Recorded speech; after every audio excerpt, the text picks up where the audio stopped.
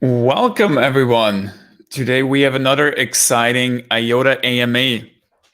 Today we actually have a very special AMA. It's not like the usual one where we just talk about what's been happening in the news.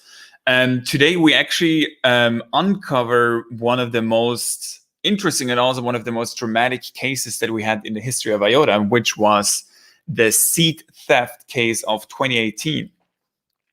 Maybe some quick background on what happened back then. As many of you know, in order to generate a wallet, you need to create a private key. And this private key is the most precious and the most important thing when it comes to your crypto wallet, right? Because it basically is your access key to your tokens.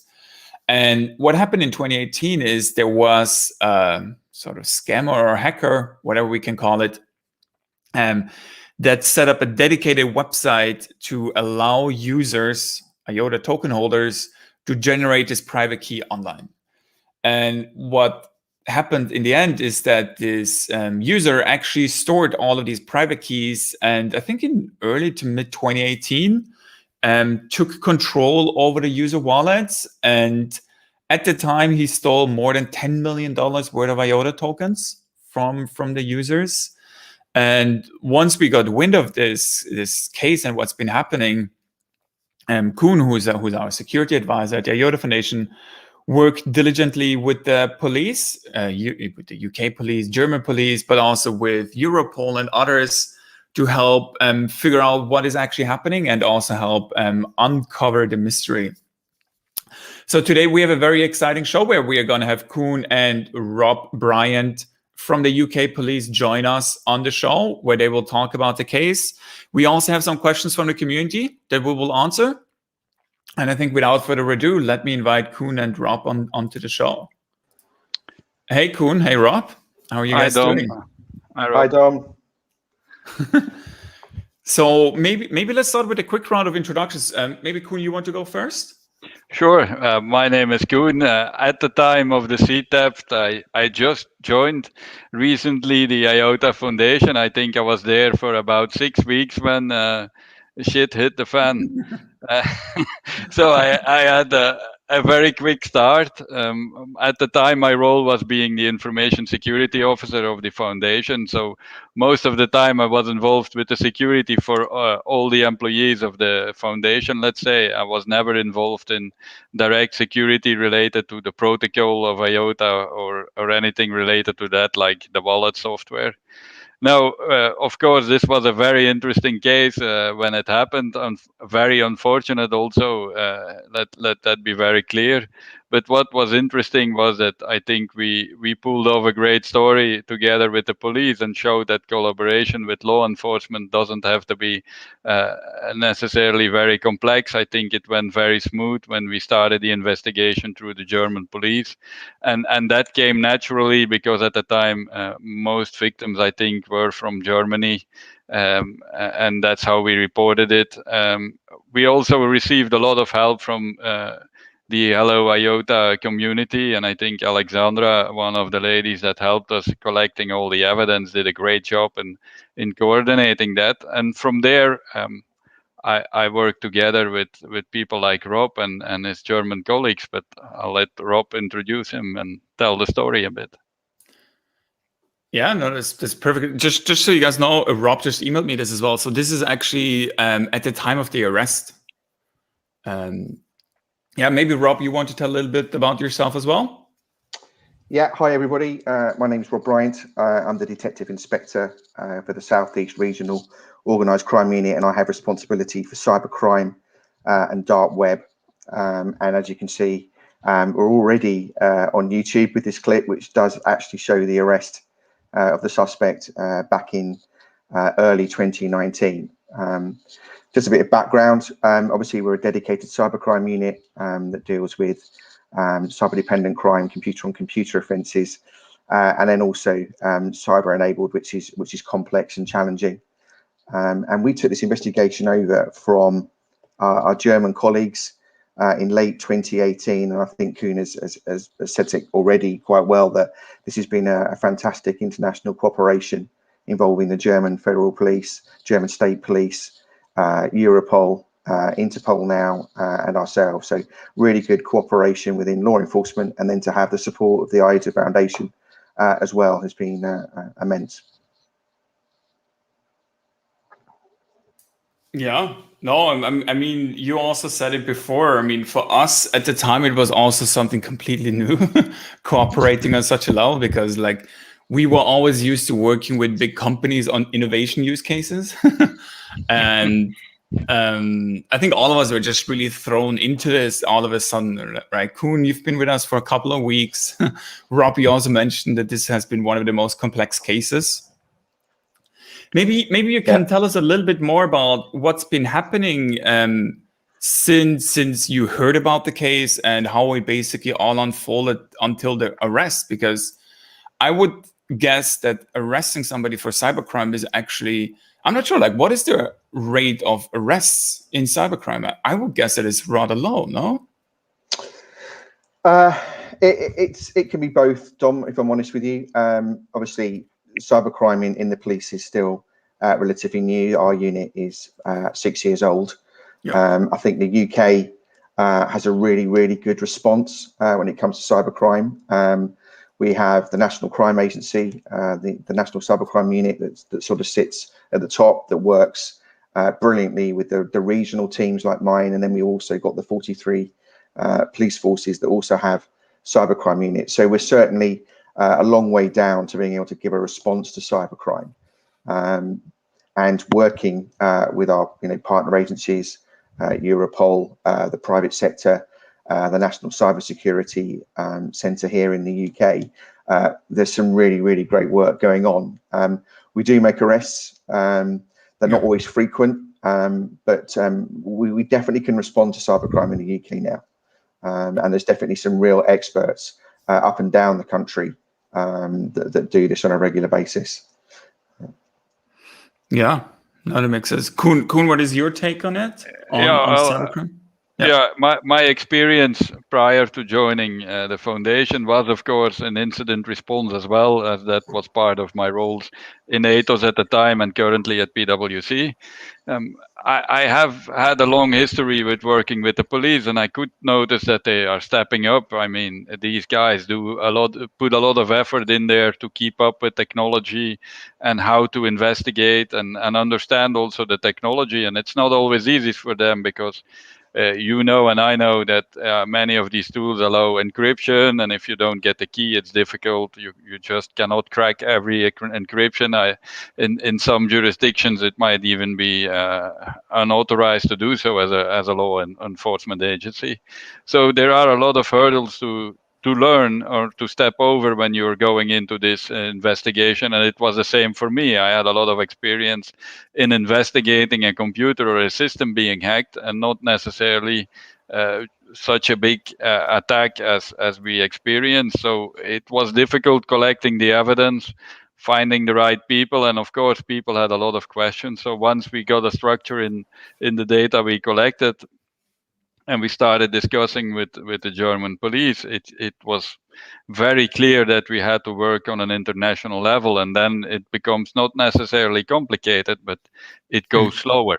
I don't think it is complicated. It just takes another layer, which slows down perhaps the process, because there are laws we need to obey with, and that is of course in the disadvantage of people like Rob and his team, because they have to work according to laws, and they just cannot do rogue actions, because that would jeopardize the whole investigation. And where a hacker, he can do whatever he likes whenever he likes it, and he always has an advantage in time in that level.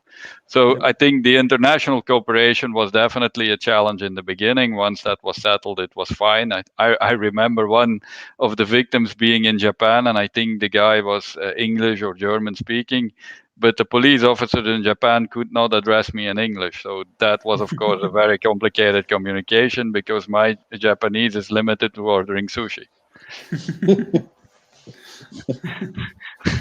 But yeah, Rob has definitely more experience. I think we both worked on the case, and I only came in later when Rob's team took it over. So my majority of work was done with the German police. But I think Rob has a good explanation how the investigation moved from Germany to England and what implications that brought afterwards.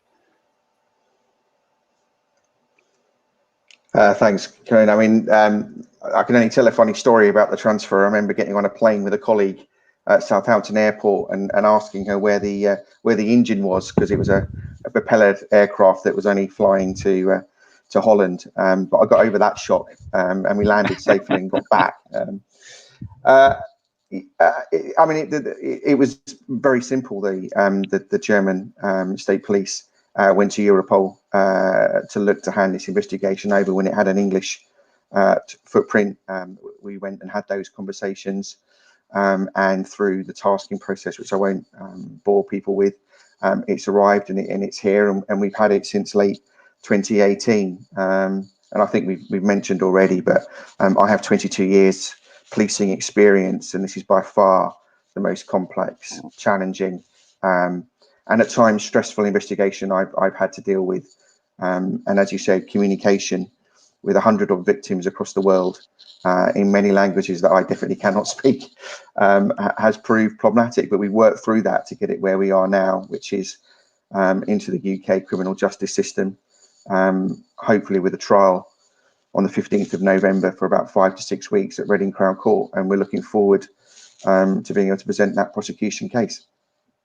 Yeah, another thing I noticed when we did the investigation, Rob, was that I did it for your team partly, and I did it a lot in Germany.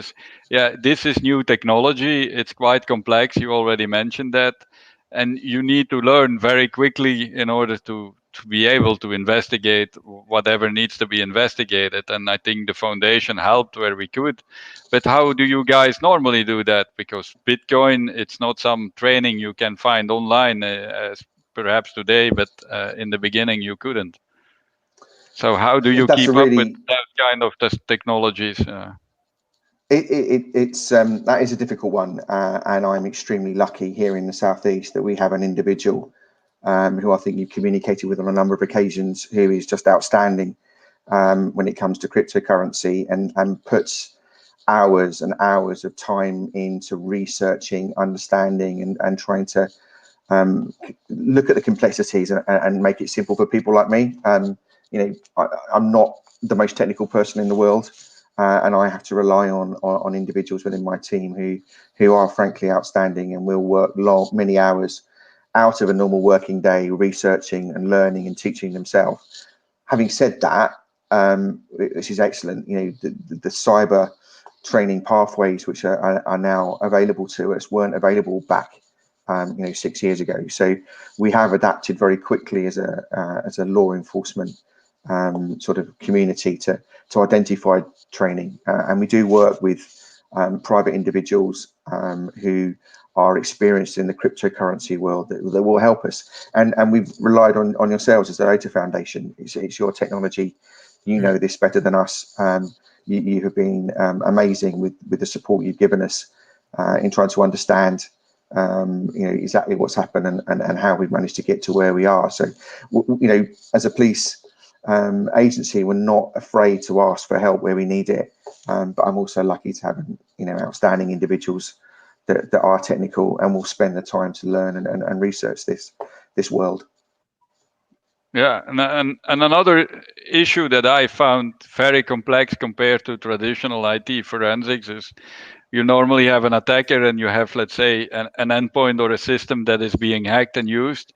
Here, you didn't really have an endpoint. The endpoint was a server creating seeds and disappeared already before we got started in the investigation. So it was quite difficult to make that clear to the police in the beginning. There was nothing tangible to be investigated unless we found the perpetrator. And that made it very difficult. Otherwise, I can investigate a machine that has been targeted, but I couldn't. There wasn't anything. So I remember when I was in Germany explaining to them how the technology worked, and they said, yeah, look, we need something to investigate. And I had to tell them, look, finding the perpetrator is not my job, it's yours. I'm happy to assist you and give you clues, but at some time we need to arrest somebody, otherwise the investigation stops. I mean, I should just give a slight warning to everyone listening, in the fact that I have to be very careful what I say at this time. We are obviously part of a criminal case that's in the UK court system, so what I say could have repercussions, and I don't want to do that. What I will promise everyone is at the conclusion of the court process, I will come back and be really, really open with how we did it. But I think you're absolutely right. You know, nothing about this investigation has been what I would class as normal. Normally I have victims that I can communicate with without having to use Google Translate. And I apologize for any victims that are listening who have had experience of me sending them something in a language that wasn't correct. I do apologize for that. You know, I don't have necessarily computers to go to examine and find that evidence. Witnesses are across the world in various businesses and agencies that have come forward and helped. So you're absolutely right. There was nothing that was easy. There was a great start, and I must give a bit of a shout out to Daniel, Matthias, and Alexander, who are with the Hesse State Police, who did a fantastic job of taking that initial information and getting it to the point where a suspect was identified here in the UK.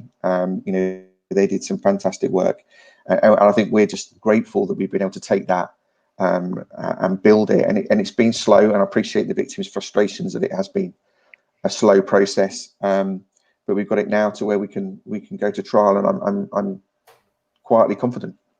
Yeah, well, from what I was allowed to hear from you guys, I'm also confident in the job you're doing. Now, of course, the $1 million question is: did you guys were able to get funds frozen or get possession on funds, and in what format are they still available? So this has already been released into the media, so you know, I have no problems talking at a high level in relation to this. So we have seized cryptocurrency from an exchange that again has been extremely helpful in this investigation. So that seizure was made in July 2019. It is a mixture of IOTA, Bitcoin, and Monero. All right. It's what I can say is that it is extremely safely secured.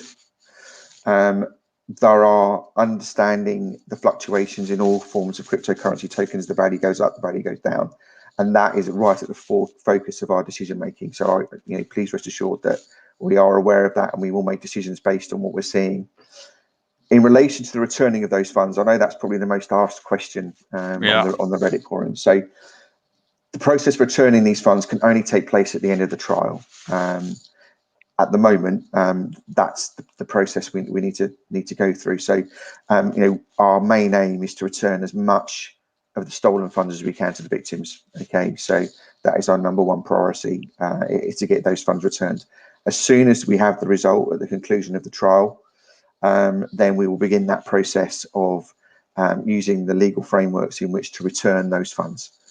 I did have a check done this morning, and the value we've got seized is currently 5.5 million sterling value. So that's what we have seized at the moment and securely stored. And as we know, that can go up and that can go down. I'm also aware that this is just a small fraction of the sum stolen, but we will work tirelessly in this investigation to continue to try and find those stolen funds, and where we can use our powers or use powers in another country or with Europol to seize those funds, we will do. And that's a commitment I make to everyone who's a victim. We will continue to hunt down those funds, and where we can recover and seize, we will. All right, very clear. Yeah, we understand, of course, that you cannot disclose everything in the interest of the investigation and the prosecution later on. Of course, one of the other questions we will have is, and I receive them through many different channels. Is there a chance that this guy will get into prison, and what is there to expect as punishment for such a perpetrator? That's a very good question, and I'm speaking as me now, as Rob Bryant, not necessarily as a UK law enforcement. I would hope that he's found guilty, and I would hope that he serves a prison sentence. I cannot guarantee anything. Obviously, no, of course not. It will go to a trial, and there's 12 members of the jury that will make that decision, and we will present the very, very best case we can as a prosecution team, and we have a very, very good Crown prosecution team presenting our case. In terms of a sentence, again, I wouldn't like to say, if I'm honest with you. At the moment, the individual is here in the UK. He was extradited from his home country, and he remains in custody. So he is currently remanded in prison at the moment. So, I think that just shows the kind of seriousness that it's being treated with here in the UK. But I wouldn't like to guess, Koen. I've tried to guess in 22 years of policing, and I don't think I've got a sentence or a conviction right yet. So I'm not going to put that on the line now. No, that's fine. Don't do that. Well, I think you already mentioned an important point. You had to get the attacker extradited to the UK. Is that common that a citizen of another country gets extradited to the UK? Because he was a Dutch national citizen. He was at the time in the Netherlands. You had to get him back to the UK. Is that common, or is it pretty exceptional to have it, especially for a case like ours? I think it is common, Koen. And obviously with cybercrime, we know that it's borderless. It can happen everywhere. And I think certainly the regional cybercrime units and the National Crime Agency have really strong ties with our colleagues in Europol and obviously Interpol as well. And where we have an opportunity to return suspect to face, a trial, we will do. I think you're aware of the complexities of this one with the Brexit, dare I say that out loud, timetable ticking away, and to have got it in when we did. And I'm grateful to the authorities in the Netherlands for helping us with that process. But as I said before, the UK cybercrime community is exceptional, and where there's an opportunity to bring someone back, then we use what powers we have, and it's there, and we've used it, and I'm glad it worked. Yeah, but I was also very glad to hear, because when we speak with other people, most of them, they tend to think, well, I'm in another country, I don't get extradited from my home country, let's say, that easily. It's good to see that for cybercrime, at least, it works. Because like you said, it's very international, these types of attacks, and it's for us as investigators on the side of law or in the private side like myself, it's very difficult to inspire hope to the victims when they hear stories that it doesn't work because borders are not allowing to extradite people or get people convicted. So that is positive that you pulled that off, and I think hats off to you and your Dutch colleagues for that. I think that was an important step, because I remember when the Hessen police informed me that the guy was back in the Netherlands, it was slightly panicked that he would go off for free. So that was definitely not the best message we got when I told Dom, look, this happened. I remember that we were a bit devastated by the news at the time. Yeah, I mean, there's legislation out there, and where we can use it, we will use it. We have to meet certain thresholds, but I think that was this is a good case where we've used that power wisely. Again, the CPS plays a really important role in that, in supporting us in doing that process. Yeah, cool. Any other question that I can think of immediately is, well, do you think that there will be one day a sort of framework for cybercrime that international gangs could be arrested as well? Because of course, this was a fairly simple form of attack. I'm pretty sure we will see very sophisticated ones popping up in the future. will there be something internationally that will allow us to report it more easily as a victim, and that police has the force to do whatever they need to do?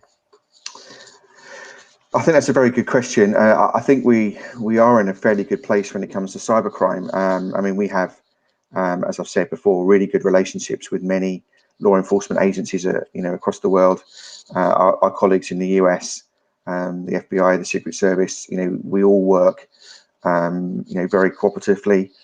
We have embedded officers, thanks to the National Crime Agency, with people in other countries that can help speed up the processes, break down barriers, and make sure that requests are actioned promptly. With those officers stationed in those countries, that's really good. Europol has a number of units dedicated to cybercrime and sort of international crime, and we have, again, NCA officers in that location that can help us with that communication. I think most people that work in the cybercrime arena are aware that it is borderless.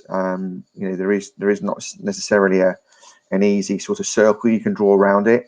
And I think this case proves, and others that I'm aware of that are being worked on, is that we will get the people together to sit around tables in Europol, and Interpol now obviously plays a role with following Brexit, is that where countries can come together and where law enforcement agencies can work together, they will do. So I think it will become more normal that this kind of takes place. There's been an awful lot of learning for me in this case around the fact that if I ask the question, how many people will come forward and help and support or provide ideas, and I think that will just continue to grow. This is not a problem that's going to go away. So I think those relationships will just get stronger. That's my next question, because at the time of the event, I remember how on earth are we going to report that? And I remember some people were told, look, you need to go to your local police station and start a complaint over there, and then it will move up into the cybercrime units of your region or area. And some did, and they came back to me, but that police officer has no clue what to write down, because how am I going to tell him, look, somebody stole my crypto wallet in a certain fashion that is already very complex for me as a victim to understand. That is definitely where, if I see something, and law enforcement in general, for cryptocurrency or crypto crime and cybercrime perhaps as well, there need to be a one-way channel to report it. Otherwise, it will be very complex, I think, to manage with the volumes of attacks we see. Yeah, I think you're very right about that. I mean, I can't talk for the other countries. I don't know the reporting mechanisms. Here in the UK, there's one central location to report cybercrime, which is an agency called Action Fraud.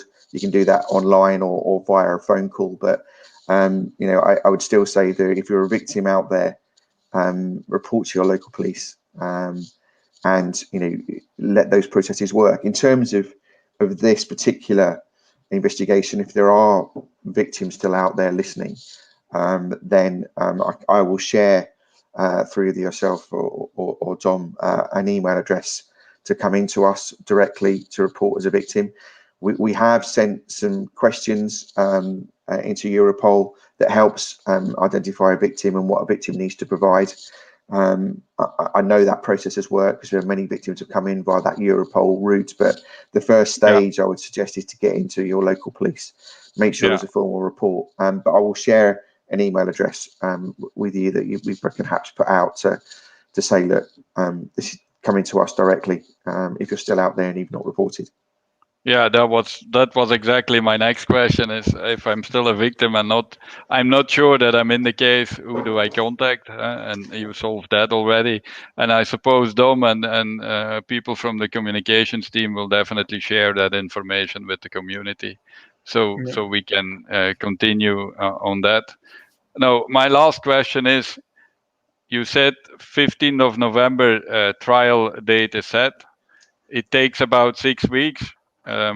Is there then a formal moment that you can disclose, the perpetrator is in jail, or do we need to wait on something special? No, so you're right. So at the moment, the trial is scheduled here in the UK for the 15th of November. The estimated time now has dropped from the original 12 weeks to 5 to 6 weeks. All right. And that's going to be held at Reading Crown Court, which is here obviously in the UK. Just a word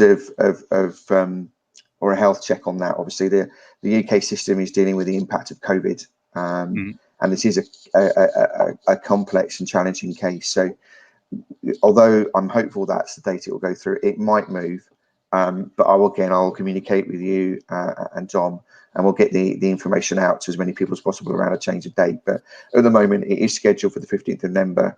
5 to 6 weeks is the estimated time for that trial.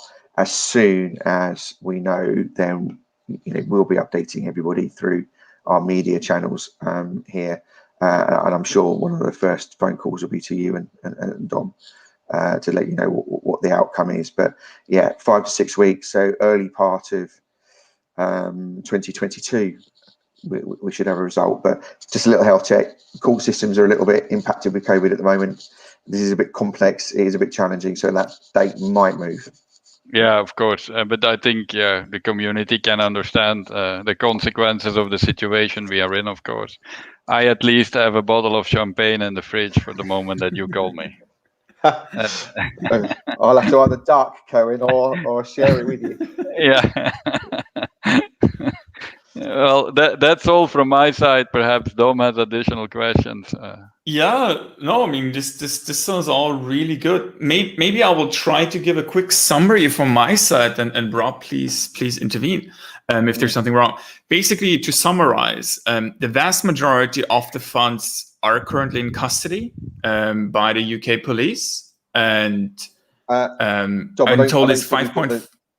Yeah. Sorry, I don't think we've got a percentage. I wouldn't say we've got all of it. So, we have a percentage, and that's what the current value is at the moment that we've got stored. So, I know there's more out there, and we will continue looking for it. So, yeah.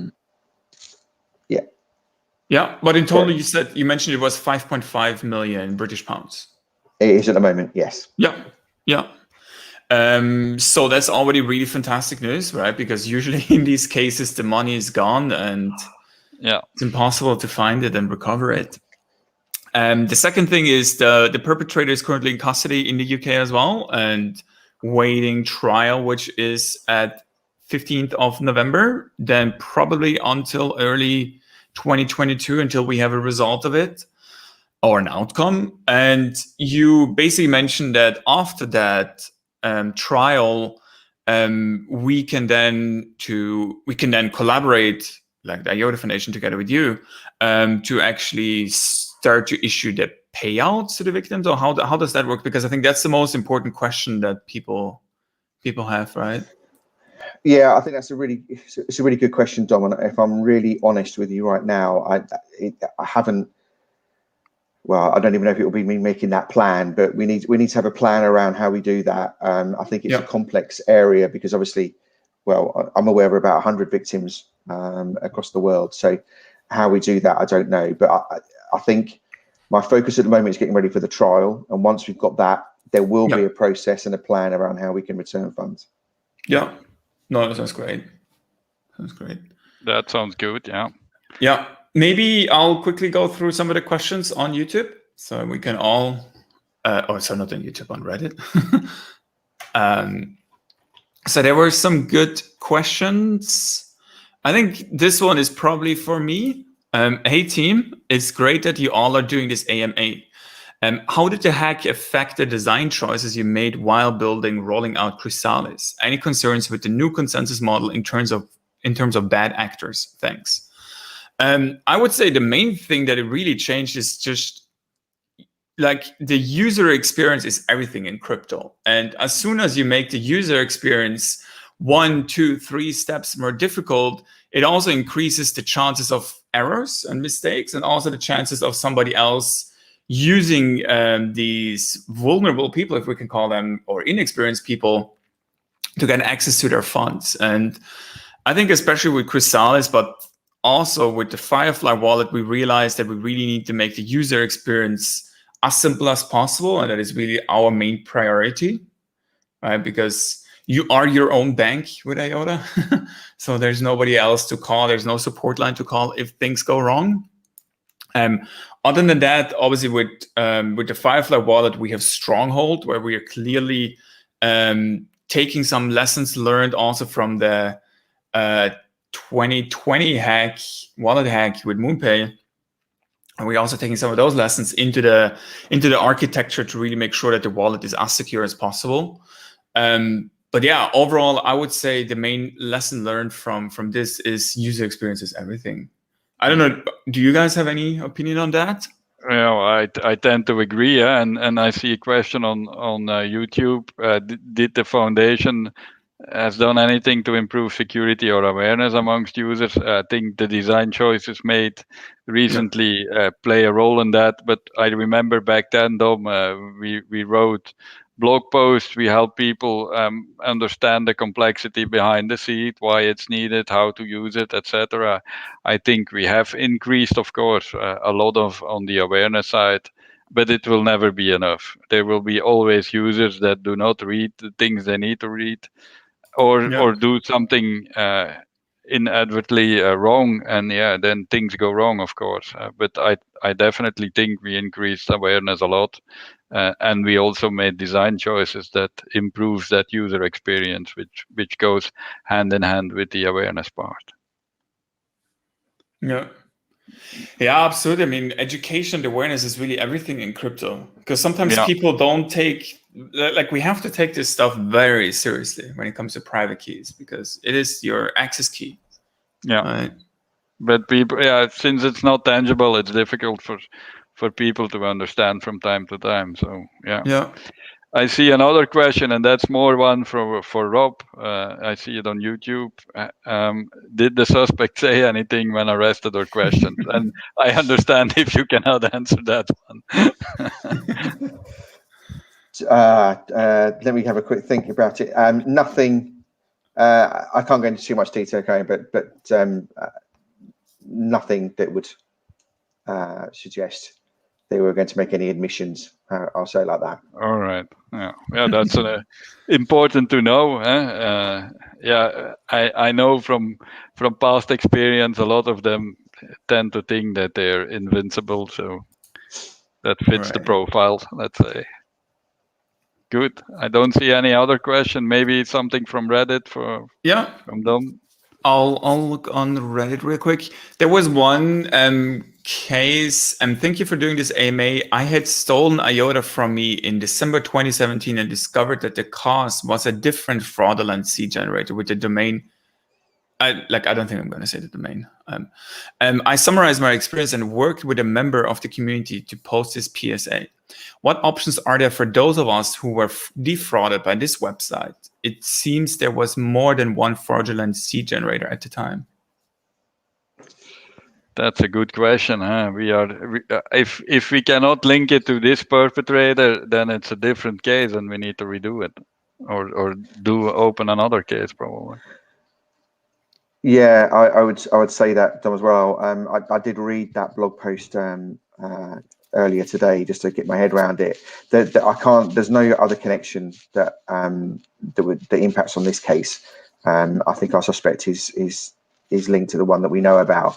I would just reach out to that individual and say, look, please report it to your police, local police, or report it to yourselves at the IOTA Foundation, and perhaps you can report on their behalf. But there is no connection to this perpetrator. But please don't just sit there in silence. That the more people that report, the more we can see what the real harm and the threat and the risk is, and the more then can be done by law enforcement across the world to get the right resources into investigating these type of offences. So please just report to your local police.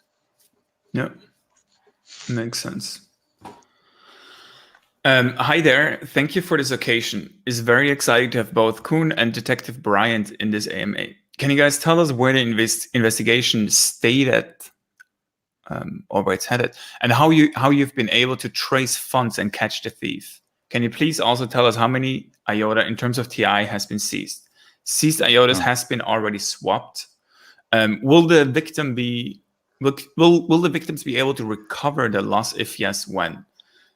Maybe let's start with the first one. How the funds were traced. Yeah, I think that was definitely at the beginning a real challenge, and I think Eric Hopp did a great job, together with unfortunately I don't remember the name. Together with another engineer of the IF team, they created a tool that allowed us to, in fact, when we had a victim and we traced the wallet where the money was going to, it ended up in an address, and the tool Eric Hopp and his colleague developed allowed us to trace back all the addresses that ended up in that wallet. And that was one part of the game that we did, together with the collection of the data through Alexandra from the IOTA forum. And I think from what I've seen from the UK police, they did similar exercises. I don't know if we were involved at the time with the German police. I remember to be involved in that tracing. All the other questions we already responded to. There was about 5.5 million in UK pounds seized. That was the value, I think. Will the victim be able to recover? We'll have to see that, but yeah, there will be a process to do so.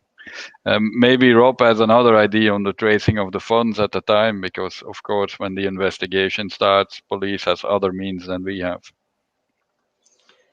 Yeah, thanks, Koen. I'm going to have to, at the moment, because of where we are in the case, that I'm going to have to come back another day and explain that in more detail.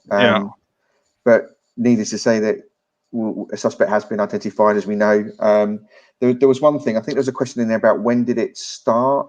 I think the Hesse State Police started the investigation in sort of mid-2018, and it transferred to ourselves here in the UK around about, I think it was October, November 2018. So yeah, I think it was quite quick after the theft, wasn't it, Koen?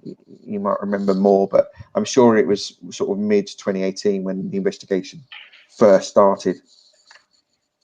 Yeah. I think we were fairly quick in the beginning. We collected as much as we could, and then of course the magic wheel of law enforcement starts turning, and then we need to wait. But it was fine. I think 6-7 months later, we knew already. We had a good indication where to look, and that was a positive outcome, I think, from all the efforts we've seen from you and your German colleagues. Yeah, absolutely. Yeah, we mustn't forget that. Yeah, by the way, one thing that we haven't really fully mentioned yet, what really also helped is that the entire, like some dedicated community members really helped to uncover the case as well, like looking up GitHub links of similar repositories, looking up the websites, and also really helping to uncover the crime, I would say. So I think we also have to give a big thank you to the IOTA community here to helping here. Yeah, absolutely. I think they reached out a lot of puzzle pieces to put them together. Yeah. I'd echo that, Dom. The community has worked tirelessly with this, and I have had several blogs and posts that I've read around the work that's been done out there. So yeah, I mean, there are too many victims, and we will again work really hard to make sure we get a successful outcome at the trial. But I think everyone has played a part in sort of drawing people's attention to things of importance. So yeah, I think there's a lot to say for the foundation and the community out there. Absolutely. Yeah, absolutely. And I mean, that's one of the exciting parts about IOTA and crypto in general, like the openness and having so many talented people working together and in unison oftentimes to really solve these difficult problems, and also solve them in quite a timely manner, right? Because time was ticking here, and traces could be removed, could be changed and erased. So it was a great orchestration, if we can call it. Let me do the next question. In which way did Koen Maris contribute to make which aspect of the IOTA protocol and foundation developments more secure? Could you explain the involvement and what kind of expertise was helpful in doing so? Thank you. Well, my short answer would be none, but I'm not involved in any of the protocol decisions that do the bright minds of the engineering team do that. I'm not involved in that. I was involved in setting up the security for the foundation, and when the issue happened, I was involved together with the community in collecting as much information as possible, getting it structured. I could, of course, provide my experience of what would police like to receive from information so they can move on fast. I think that was my main involvement. Afterwards, let's say, inform the police how the IOTA protocol works, what the foundation did, what the community did in this exercise, and then everything was done by them. And then my role was over. I just followed up on a regular basis to see if there was news, and sometimes there was, and sometimes there wasn't, of course. But that's about it, I think, on my role. Yeah, I mean, you were definitely very essential in this case, and also, as you mentioned, in the security of the foundation itself, like the security policy that we have and everything that we do in that regard. Yeah. Next question. I wonder how to report to the police when got scammed or hacked. What is the quick answer to that? That's something for Rob, I think. If that's in relation to this. In general, yeah, I think. Go to your local police station or your local, yeah. I mean, that's probably easiest, yeah. In this seed generator scam case, I wonder if the victims will get their coins or money back. If so, how much will they get back, and what is the procedure to claim their coins or money? Like this, we already mentioned, right? There will be more clarity after the trial. So more clarity following the trial. Yeah. I see another question on YouTube. Will there be personal injury compensation paid to victims? I doubt that, to be honest. Maybe Rob has another meaning or idea on that. I mean, I'm aware of that phrase. I mean, obviously, anything that we can recover and return to the victims, we will do. But I need to go away and work out what that means, Koen, if I'm honest. Anything that we can recover, if we can find it, then we will turn that back to the victims. That's the plan. That's our priority. Yeah, but is there I read it as, can I claim personal injury on this loss? I don't think so, because it's monetary loss. You cannot. So it would surprise me. I don't think so. Yeah. This is a quick question about quantum proof algorithms and if we will change that back in the near future. Maybe just to answer it very quickly, the IOTA protocol is designed to actually make it possible to change the cryptography behind it as well, and to, in the future, also support multiple signing schemes. Like, for example, for smart contracts, we actually use something called BLS threshold signatures. So the answer is yes, in the future we can look at that, but right now it's not a priority to support quantum proof algorithms in the core protocol, also because there's a lot more research to still do to make them more lightweight. So this is a long question. I'm one of the victims who were affected by the IOTA seed hack, and I reported this case to the police here in Germany, and they forwarded their report to the public prosecutor's office. Over 2 years, I've heard nothing from the prosecutor's office until I have appointed them in April 2021. Until I've pointed them in April 2021 to the latest knowledge of the SEROCU in England, and have asked for the current processing status of my complaint. Just 10 days ago, beginning of July 2021, I got a letter from the prosecutor's office that they asked the authorities in England for the current status of the case.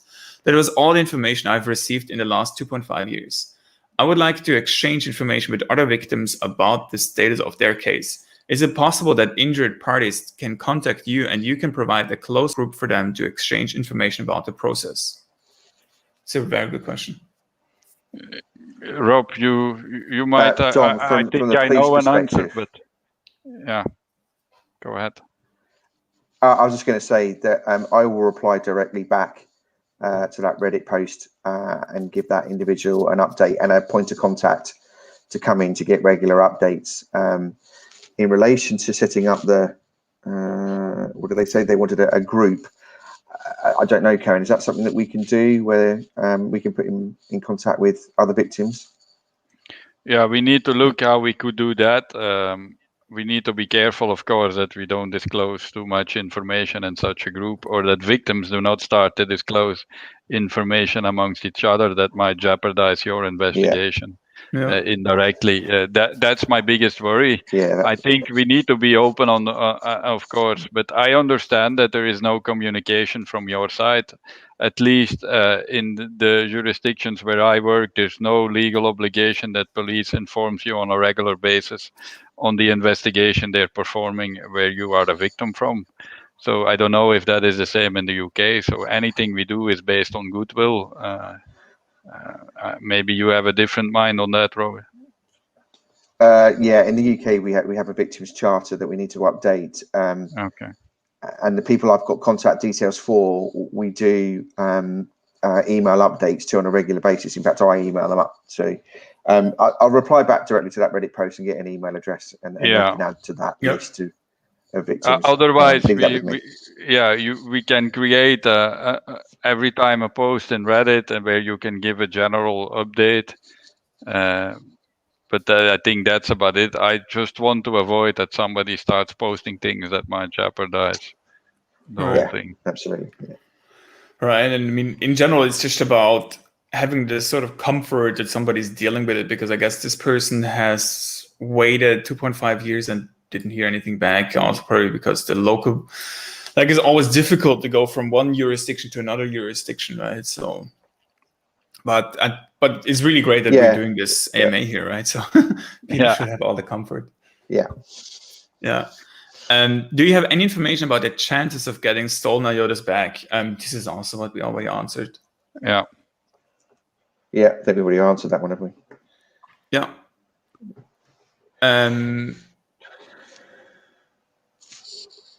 I don't think this one is very relevant. Yeah, so I think overall these were most of the questions, and I presume that we achieved the main objective, which was that everybody in the community knows what's been happening behind the scene, and also knows probably what's coming up with in November with the trial, and then early next year, where we will have a next status update. Do you guys have any closing remarks or notes that you want to give to the community? I hope we get a nice Christmas gift from Rob. No pressure. No pressure, Rob. No pressure. Dom, I just all I will say is the same thing I said at the beginning, is that I'm supported by a fantastic team that are working tirelessly to make sure we put the best prosecution case forward. I'm very lucky to have some real experts in cryptocurrency and technical work, and others that are doing other bits that you don't see and probably don't appreciate in a case of this size. And 15th of November, hopefully with the start of the trial, we will continue investigating to recover as many funds as we can. And what I will do is I will make a promise that when the court case is finished and we can talk slightly more openly, I will come back and answer more questions. Great. Yeah. No, it sounds fantastic. And first of all, thanks a lot for doing this AMA. It's quite special for us as well. We've never done this before, and I think it's really valuable to give these kind of insights to the community and also give them this comfort, because it is a quite dramatic case if you think about it. And so it should make everybody happy that you're keeping them posted in such a nice format, and that there will hopefully be a happy ending to this case. And so, thanks a lot, Koen, and thanks a lot, Rob, for taking the time for this AMA. It was really a lot of fun and very insightful. Thank you. So we will hear each other, I guess, over the next few months as things progress. And looking forward to coordinating this further with you guys. See you. Yeah. Thank you, guys. Bye. Thank you, everyone. Thank you. Bye-bye. Bye.